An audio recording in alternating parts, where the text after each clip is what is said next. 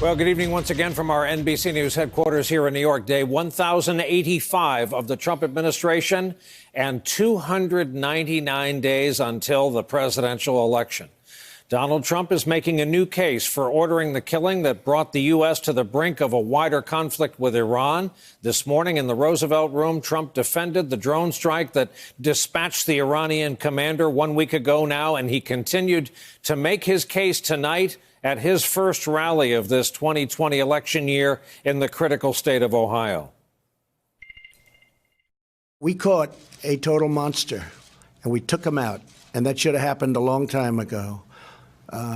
We did it because they were looking to blow up our embassy, and he had more than that particular embassy in mind. And he was looking very seriously at our embassies and not just the embassy in Baghdad. He loved planting the roadside bomb, so now he's gone.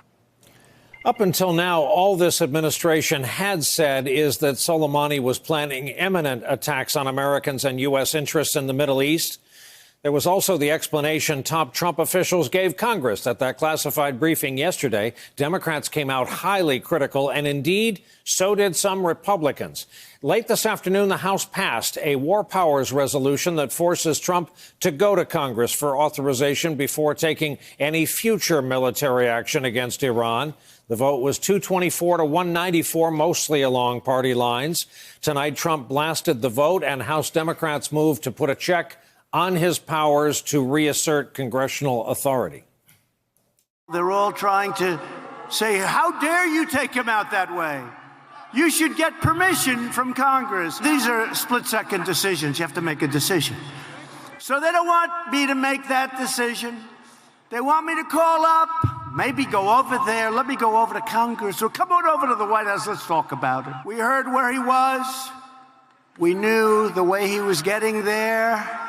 And we had to make a decision. We didn't have time to call up Nancy, who was not operating with a full deck. Can you imagine calling crooked Adam Schiff? They want us to tell them so that they can leak it to their friends in the corrupt media. As for the public, a new USA Today Ipsos poll shows a majority of the public, 55%, think the strike on Soleimani made the U.S. less safe.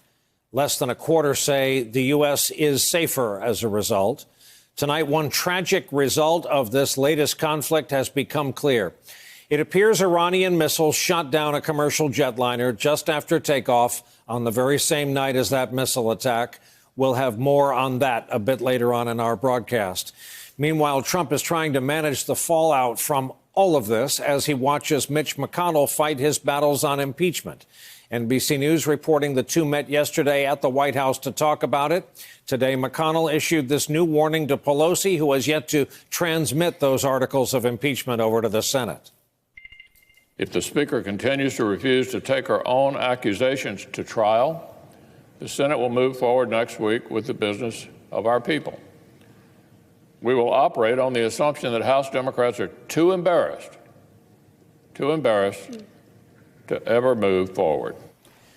It appears that everything will have to wait for Congress to come back from yet another three-day weekend recess. Pelosi, who is featured on the cover of this week's Time magazine, responded to McConnell and made it clear she's not about to be pushed into making any moves.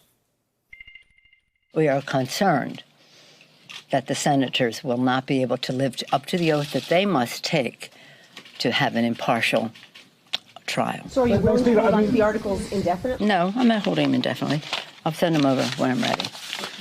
And that will probably be soon. We want to see what they're willing to do and the manner in which they will do it. We need to see the arena in which we are sending our managers.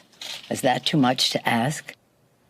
She has used that word before. Her concern about the arena has to do with whether or not there will be witnesses called or allowed at Trump's trial. That's a matter McConnell wants to settle after things get underway. Former Trump National Security Advisor John Bolton is someone the Democrats and maybe a few Republicans are eager to hear from, and he's agreed to testify if indeed he receives a subpoena.